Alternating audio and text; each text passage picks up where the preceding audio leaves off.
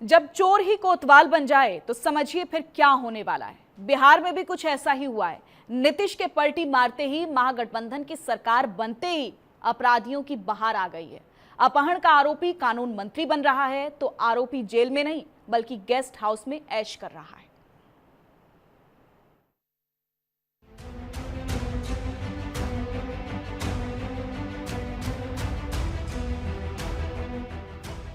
सिर मुंडाते ही ओले पड़े ये कहावत तो आपने सुनी होगी।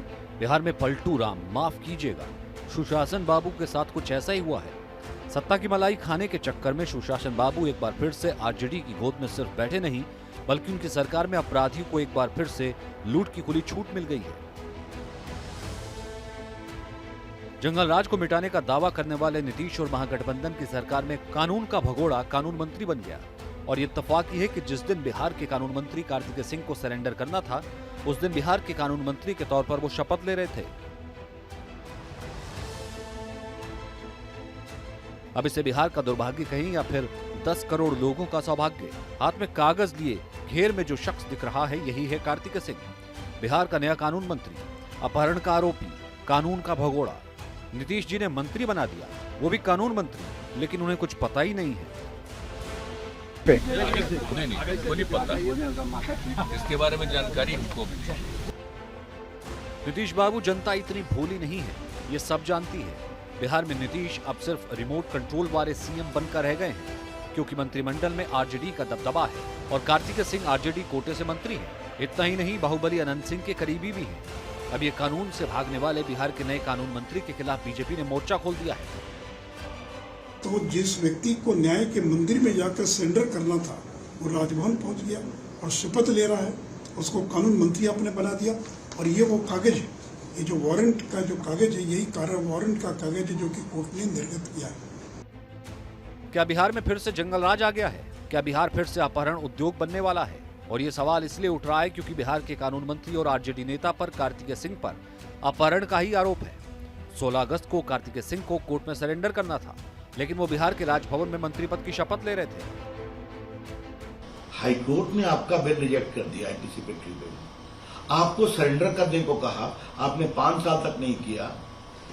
हाईकोर्ट ने फिर आपका क्वाशिंग भी डिसमिस कर दिया।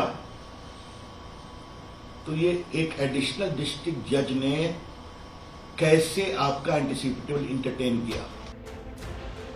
2014 में पटना के बेहटा में राजू सिंह अपहरण केस में कार्तिकेय सिंह आरोपी हैं। 2014 में केस दर्ज हुआ, लेकिन जब चोरी कोतवाल बन जाए तो फिर समझ जाइए कि कानून का क्या हश्र होने वाला है। और जेडीयू बीजेपी का गठबंधन टूटने के साथ जैसे ही नीतीश ने आरजेडी के साथ सरकार बनाने का ऐलान किया, बिहार में अपराधियों की बहार आ गई। सहरसा जेल में बंद बिहार का बाहुबली नेता और पूर्व सांसद आनंद मोहन पटना में अपने घर पहुंच गया। इतना ही नहीं, खगड़िया के सर्किट हाउस में भी शानो शौकत से वो रुका।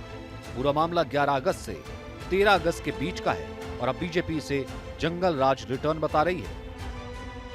तो नीतीश जी ऐसे लोगों पर जिन पर किडनैपिंग के मामले में वारंट है और शपथ ले लेते हैं और अब शपथ देखते रहेंगे, तो क्या फिर से बिहार को लालू के दौर में बिहार को ले जाना चाहते हैं? आप सुशासन की बात करते हैं, आप कहते हैं कानून के मामले में कोई समझौता नहीं करेंगे तो बर्खास्त कीजिए। कहीं ऐसा तो नहीं 115 विधायकों के दबाव में आप बर्खास्त करने की हिम्मत नहीं दिखा पा रहे हैं?